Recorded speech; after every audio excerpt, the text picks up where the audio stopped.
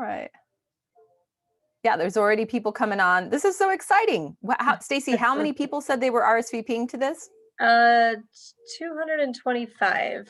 Oh my So gosh, this is like a real record. This is great. 225 people. This is our biggest webinar yet. See y'all coming in. Welcome, everybody. So great to have you here. Wish we were all in person and doing this. That would be wonderful. But soon things are. Yeah. The last time we were together was this photo that you all see up on the screen.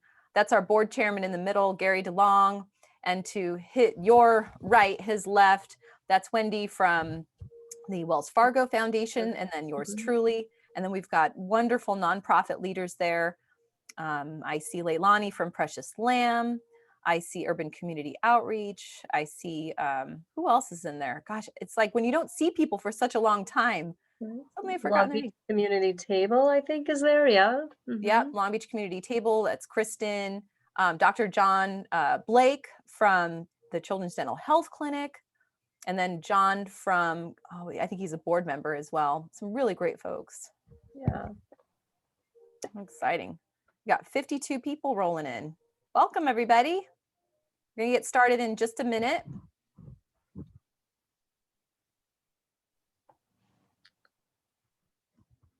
So I'm here in Chicago, and like 4 days ago it was snowing, and today it's 81. So it's very strange. That is very strange. Act appropriately. Right. I'm trying. Well, this is definitely one of the silver linings of our situation. You could be anywhere and work. So you could be in the Windy City or Long Beach, but it doesn't make a difference. Snowing, wow. Did you pack snow gear? No, not even close. Oh man. We don't even know what that is in Southern California.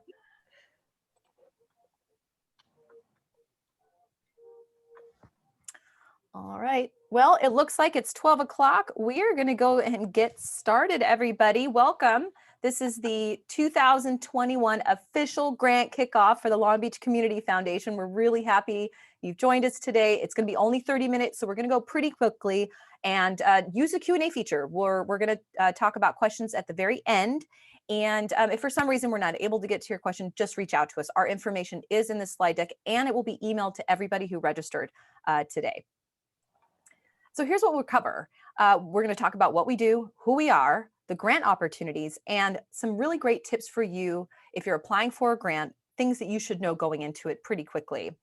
We'll talk to you about our brand new grant application portal, going to make it worlds easier for you, worlds easier for us to rate and look at all of the great work that you're doing, and then really show you how to stay connected with us. And so first we want to start off with a poll, and Stacy's going to launch that. And we want to ask, have you received a grant from the Community Foundation in the past? And this is kind of a trick question because the grants that we're going to be going over today are grants that come from our discretionary funds, meaning they're the ones that our board advises on and really takes a lot of care and time to review. But the Community Foundation has donor advised funds. So those go out on behalf of other donors where we manage their charitable accounts. And so it looks like the polls are coming in, and we're about, okay, it's really fluctuating. So it's hard to pin down because you all are jumping in, which is great. It looks about like a 60-30, not sure, 60% no, 30% yes, and another 10, 13, 14% not sure. And that's totally fine. I think we're going to publish that result now so you can kind of see the stats. Thank you for taking the time to do that. It's good information for us. And we'll go ahead and dive in. So who are we? Well, we are the Long Beach Community Foundation. We initiate positive change for Long Beach through first charitable giving, stewardship, and strategic grant making. And that's really around the causes that are really important to Long Beach. We're celebrating our 25th anniversary, if you haven't heard, if it's not obvious, and we're one of over 850 community foundations in the United States.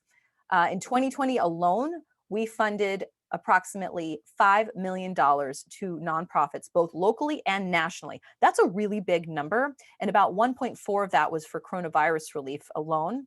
And a much smaller amount is what we're going to go over today, which is the money that goes out from the community foundation that goes to local nonprofits that we decide. And before we go into that, I want to introduce our staff here. Marcel Epley, you all know me, and Stacy, why don't you introduce yourself? Yes, thank you, Marcel. My name is Stacy Morrison, and I'm the communications manager with the foundation. I've been here for a little going on 2.5 years. And if you see right below my name, there's an open position with us for the administration and grants manager. I'm acting as the interim grants manager for today. And I see a lot of familiar names in the attendees. I'm really happy to be here and happy to see you. So thanks. And hi, I'm Tara Sievers. I'm our Foundation Services Associate. So I'm the one working behind the scenes to make sure donations come in smoothly, grants go out, that sort of thing. And really happy that everyone's here today.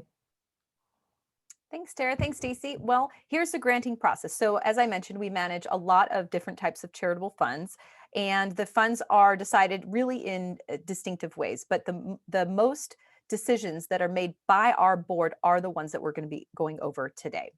So these are the funds. Maybe some of you have received grants from these funds. They're very particular and very focused. Some are more broad.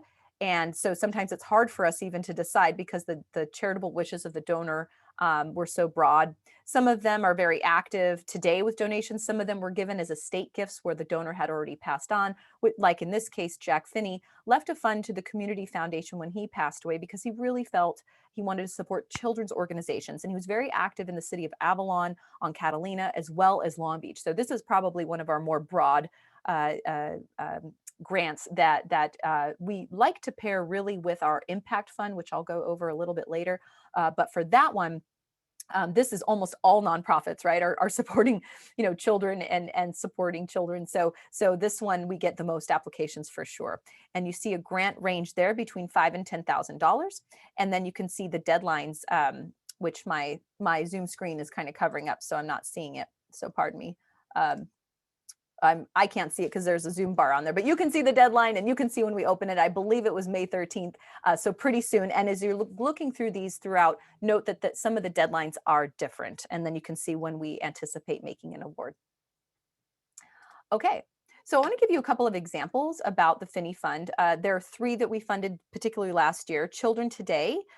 You can see if you're familiar with their Eco House, it's a beautiful facility. There's great programming in there. Long Beach Blast for mentoring. These are all children focused, in Long Beach Day Nursery, of course, for the children there. And all 3 of these had an element of children who were either on the brink of homelessness or maybe were already homeless. And so we do pair that with our community impact fund that supports homelessness right now.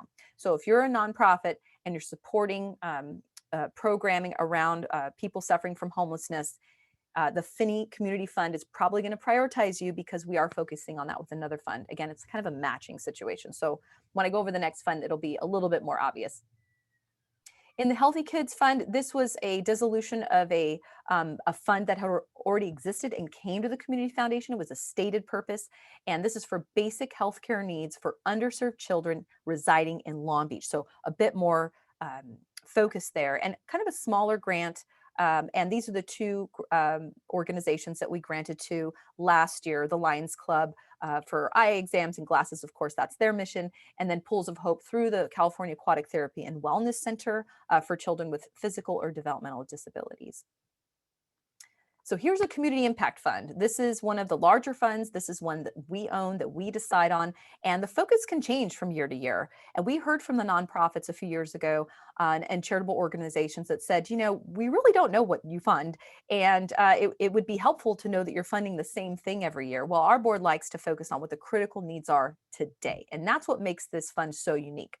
That being said, it will be the 3rd year that we are supporting homelessness, targeted really towards youth and homelessness, and maybe even more of an education focus around all of that. So that'll be decided in the next couple of weeks specifically. So look for that on our website, and grants will be between $5,000 and $10,000. This is a video. I won't play it now, but please watch it to give you a sense of who our board picks when they are choosing this type of fund. So when we email it to you, you can watch it then. This fund also has a stated purpose, which you might have guessed is for airport noise ordinance impacting a neighborhood. And so where we have the landing and takeoff areas in Bixby Knolls and Los Altos, those are the areas that are impacted. And we've supported a whole lot of different programs within those areas. And what are those areas specifically? Well, you can see here on the map.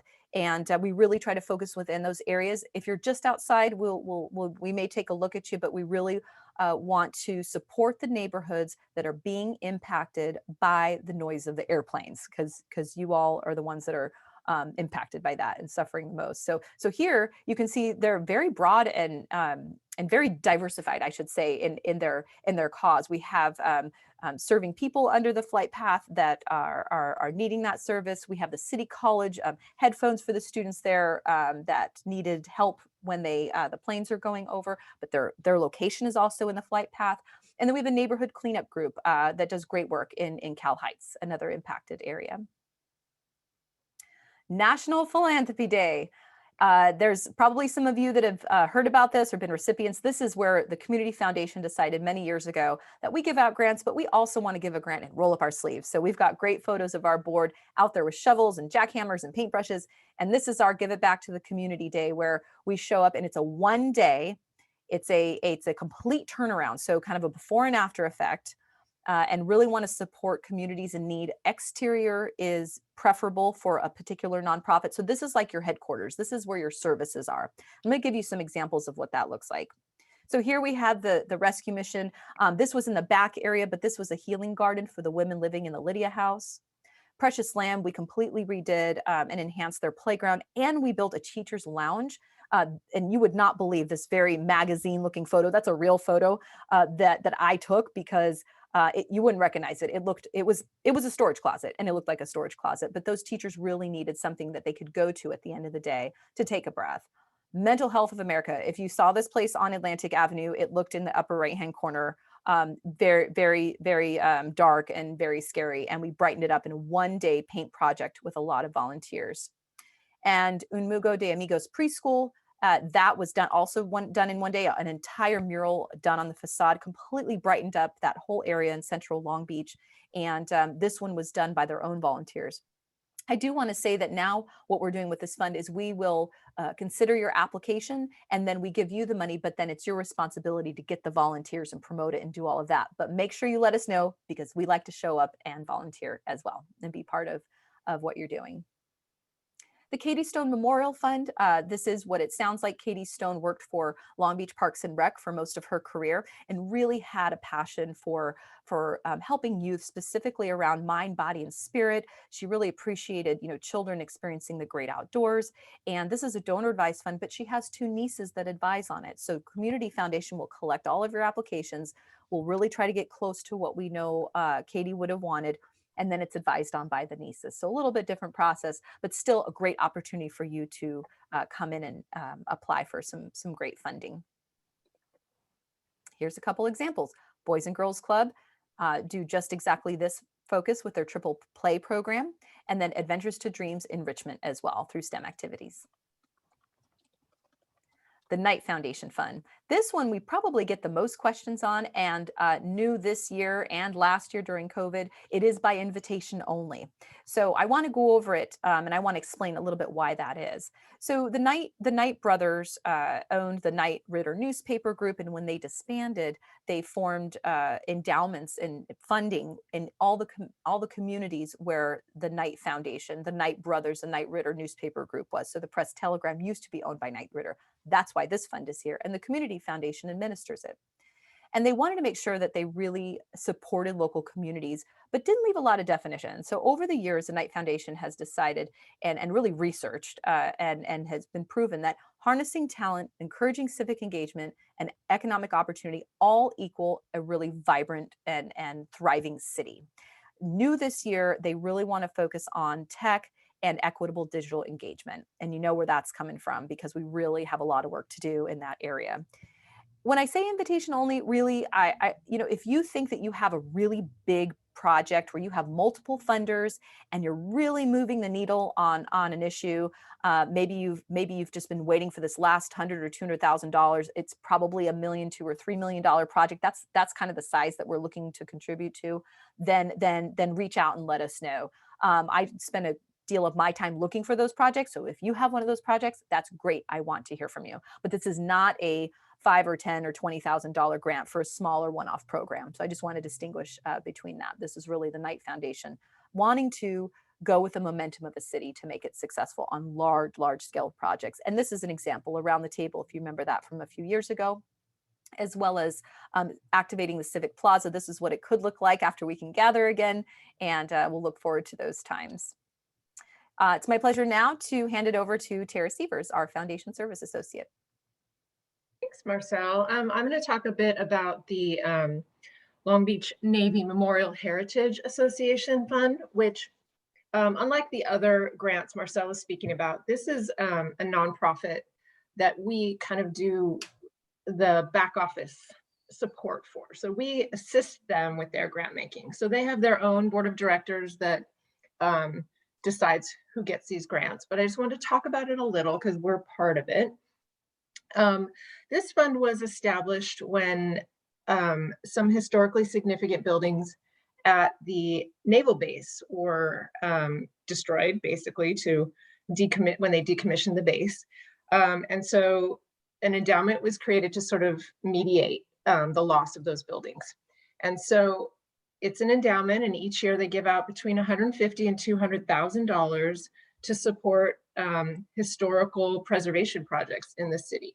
So generally it's buildings, but it can include outdoor spaces as well, historic neighborhoods, those sorts of things.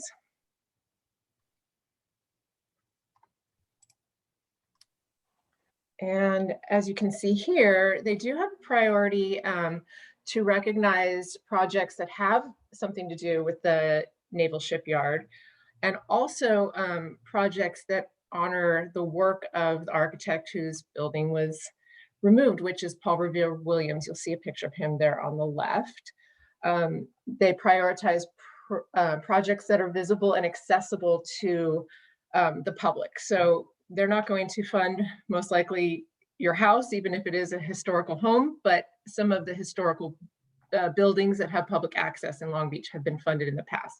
And you can think of some of those, probably the Ranchos, Via Riviera. A lot of those really significant buildings have received money in the past.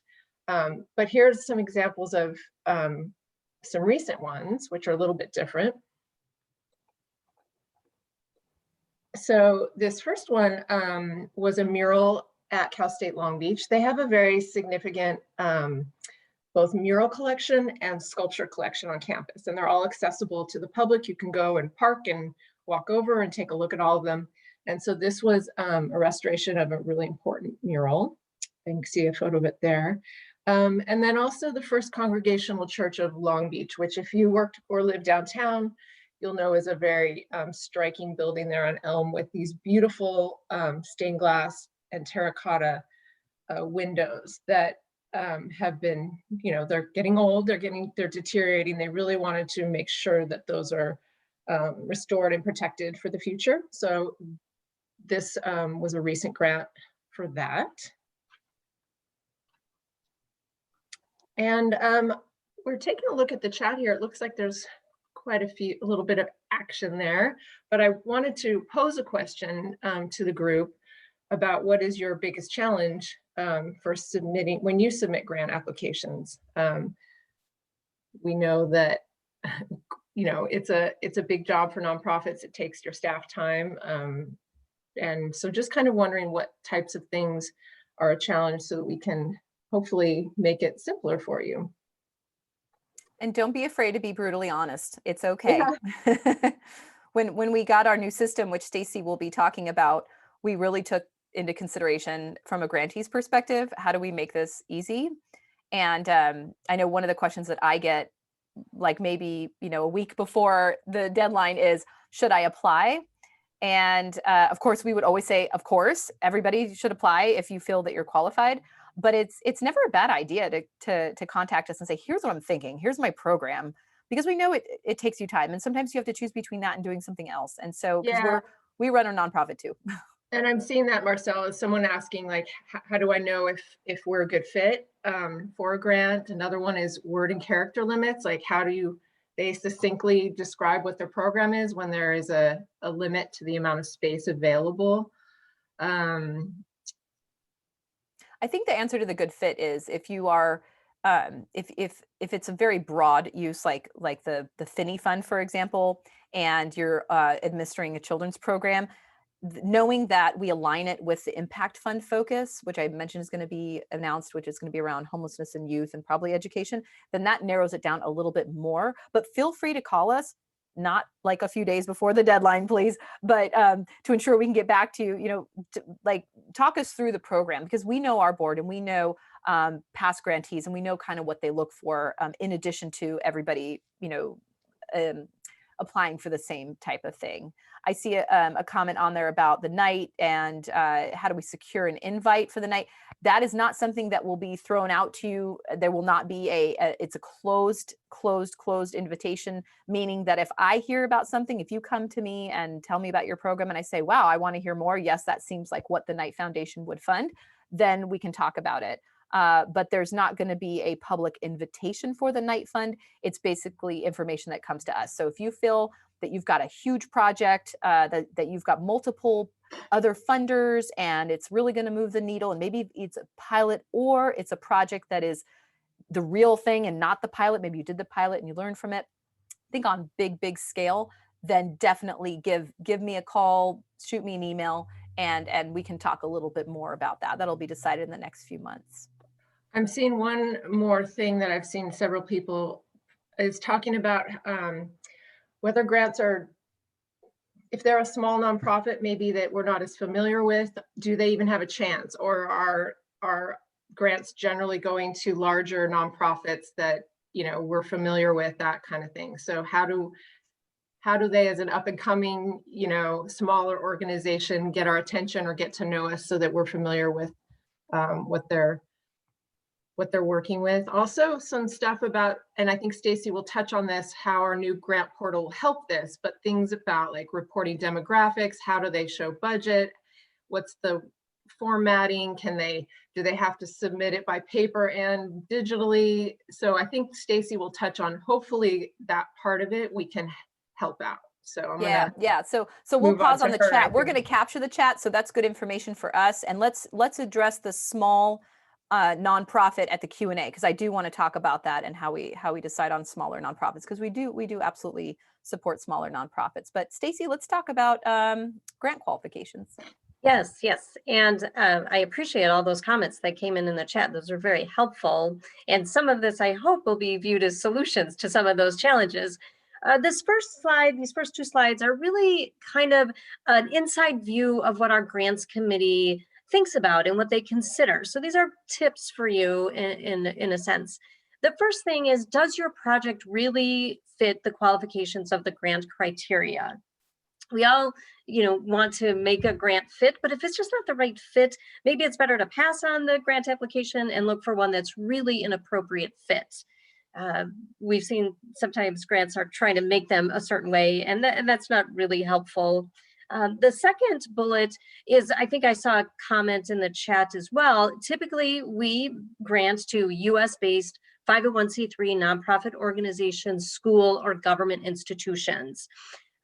If you are an organization that's on your way to getting your 501c3, you would need to work with a sponsoring organization. But if that's happening with you, let us know that, because we would like to nurture our relationship with you and know where you are in the process and try to consider if it's a good fit. And perhaps in the Q&A, Marcel will go more into detail about the qualifications and who we grant to, but let us know that. The grants committee would be interested in that. And also, how does your operations budget compare to the project budget and the amount of money that you're asking for? We look at that relationship and ask questions about all three of your kind of global budget issues: your operation budget, the project budget, and how much you're asking for. We also are very interested in how sustainable is your project and what kind of impact your project will have. Reading applications that really talk about the solution, not just the problem, are very helpful for the grants committee to get a sense of what the project is. And the last bullet I'd like to talk about is really, it's super helpful to get your website and social media accounts up to date, because if we aren't familiar with you, we will look at your website and your social media and get to know you. And so if it's up to date and current, that is really helpful. So And even before that, Stacy, remember yeah, we've talked about like call us beforehand, get to know us before you apply. Let us get to know you more importantly, invite us for a tour. Let us into your operations a little bit. Those we always say that the last tour we took is always our favorite nonprofit, because it really is, especially the smaller nonprofits that are doing amazing work in the neighborhoods and for their members. And so please reach out to us and have us come to you. And especially when we hire for the new position, we'll have even more bandwidth and capacity to do that. Yeah, and I exactly. just wanted to say we really experienced this as we were working on the coronavirus granting. We became familiar with a lot of smaller nonprofits that we hadn't been in the past, but there were some challenges. We would go to their Facebook page and maybe it wouldn't be up to date, and we'd be like, wait, it just said you did a food drive on Saturday. How come there's not a photo of it? Or so really making sure, if you are using social media, if you have a website, there's nothing worse than going to someone's website and it's their board of directors is from 5 years ago. Like you really want to make sure those things are current so that we understand a little bit more about you. Yeah, definitely. It's very helpful. So along those lines, we have 4 grant application tips. And the first one is to paint a picture for us. Please, don't assume that we know, your project or acronyms within your organization, or that we would understand things. So please really tell us a story, be specific and succinct, and give us all those details so it's easier for us to get a visual and understand your project. Follow instructions. We do have a budget template that we say, please use this budget template. We ask that for a reason, because it helps us compare budgets, evenly. So we have a reason for our questions, and we'd like you to follow those. That would be helpful. And don't procrastinate. If you have the ability to finish your application on time, have someone review it, maybe with a different set of eyes, and certainly submit it on time. Unfortunately, if a grant is submitted after the deadline, it's not going to be considered, and that's just terrible. So please don't procrastinate.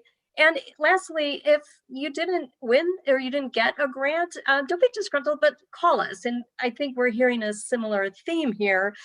Let's get to know each other, pick up the phone, ask us questions, and let's learn more about the process together. So, and the pro tip, again, Marcel said this, I don't need to say it again, but really, let's get to know each other. Invite us for a tour. Let's jump on a Zoom and really get to know each other. You can follow us on social media. Our handle for all of our social media is LB Community FDN. It's written there.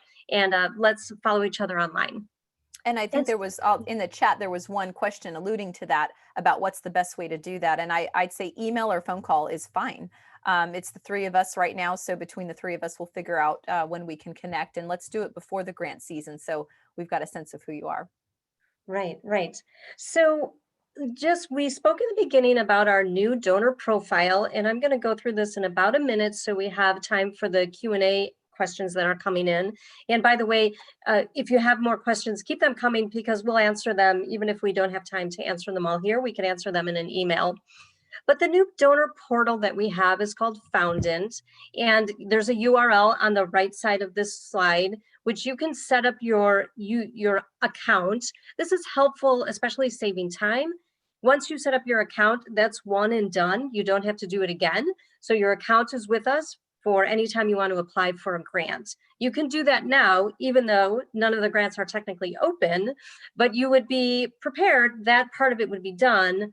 And in the next slide, you see setting up your user profile or your account is simply putting in your EIN number, your business information, etc. So once you have that done, you're ready to, that's handled. And then when grants do open, which the first one is May 13th, you can always visit our website, the For Nonprofits tab, and the sub-navigation is grants. The next slide will show you, it's just a list of all our grants. And when they're open, there will be an Apply Now button that will take you to this application form. One thing I'd like to tell you is that this is digital only, so you're not going to print anything out and send it to us. And you do have the ability to save your application and get to it later at a later date, which was not how our application portal worked before. And I think that's going to be really helpful. And I- it's the same too, Stacy, right? If I submit my application this year, all my information is in there next year. It stays. Correct. Yep. Yeah. So that's a time saver. So Marcel, let's look at the Q&A.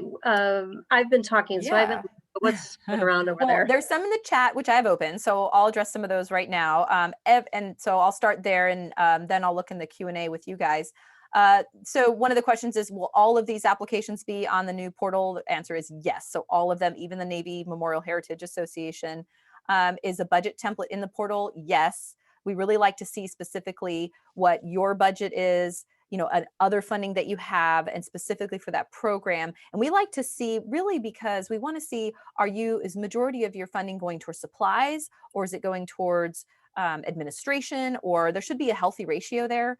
But if you're an organization that has a lot of employees for a particular program, maybe you're employing kind of part-time people, then maybe you'd be more admin heavy. But I know that our board does like to see that more going to supplies do help for sure. I also saw something about repeat funding. It's not common for us to do repeat funding at all.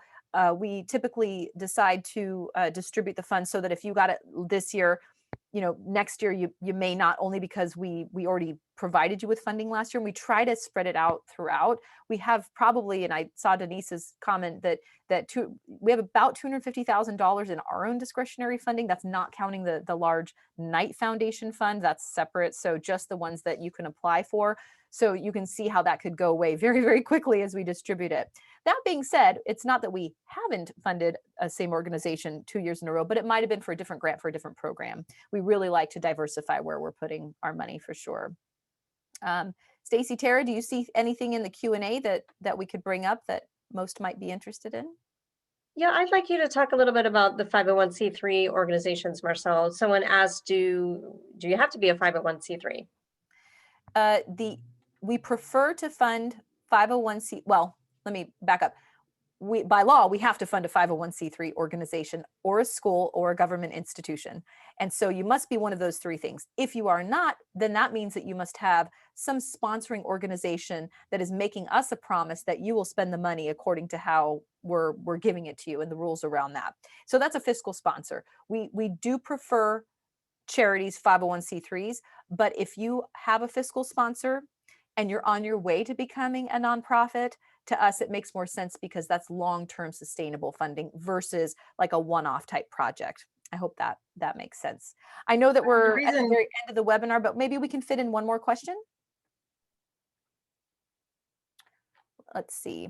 Anything come up for you, Stacy or Tara, in the Q&A? I'm looking in the chat. There's quite a bit. And by the way, if we didn't get to you, we'll get back to you after this. Marcel, I think I saw something in the chat. What if a donor has to change how they're spending the money? Can they do that? Or a grantor, what if they have to change? What if things changed and they have to change focus? Can they do that? Yeah, I mean, the short answer is no. You can't just accept money and then change the focus and do something else with it. That wouldn't get you any more grant funding from the Community Foundation. However, we do want to be flexible, and we know that the world changes. We know that you set a path to go fix a problem and things happen. So what we ask you to do then is to come back to us in advance before spending the money and letting us know what changed, and then renegotiating that with us. I can't think of a time where we've not been able to grant that. But if you do it, you know, behind closed doors, we'll find out about it. And, you know, that's not good for anybody. And we're really promising donors who gave this money that they would support particular causes. So just come to us, come talk to us. We'll be as flexible as we can. And we'll go from there. There is one question here. I just want to answer all of them, but I can't, sorry, about social media. You know, if you do not have social media, it's not in any way going to negatively impact your application, but how else are we supposed to know who you are and what you do? That's where that tour comes in. Phone call. I mean, just a simple phone call. Take 15 minutes to talk to us. Schedule a 15-minute call to have us kind of get to know you a little bit over the phone if an in-person isn't available. But the social media for us is when we're looking at applications at 4 o'clock on a Thursday, you know, and you've got your programming going or what have you. We want to be able to look in and see there a little bit about what you're about and get more of a feel for it.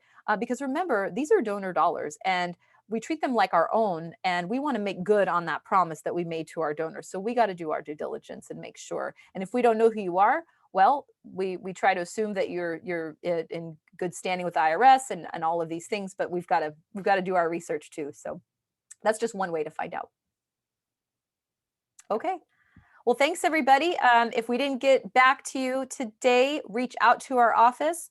We'll try to get back to some of the questions if we didn't answer them today, but if you don't hear from us, please contact us. We want to hear from you. And thank you so much for the work you're doing in Long Beach. We really, really appreciate it and wish you a very, very good day. This is the team's contact information. This will be emailed to you. And please take the survey. We want to know how we did today so we can do better next time, and join us for the next webinar celebrating our anniversary. Have a great day, everybody. Thank you. Bye, everyone.